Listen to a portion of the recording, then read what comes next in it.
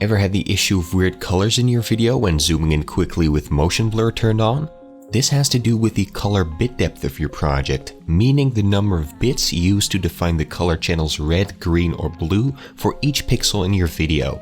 A higher color bit depth means more colors possible per pixel, but also increases render time, especially on less powerful hardware.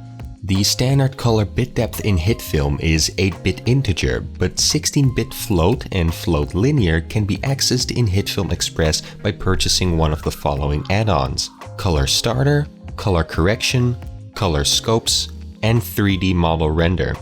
HitFilm Pro has the option for 16-bit built-in, as well as the option for 32-bit float and float linear, which are a Pro exclusive.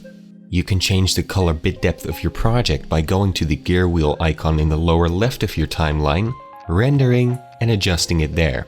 This won't be necessary in every project, but if you use digital zooms with motion blur like I've done in last week's episode, your video will look considerably better doing it.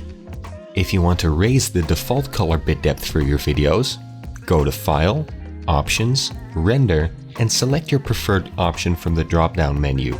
More information on render options can be found with a link in the description. If you have any questions, leave them in the comment section below. Don't forget to like and subscribe if you haven't already, and I'll see you next time with a new video. Bye bye.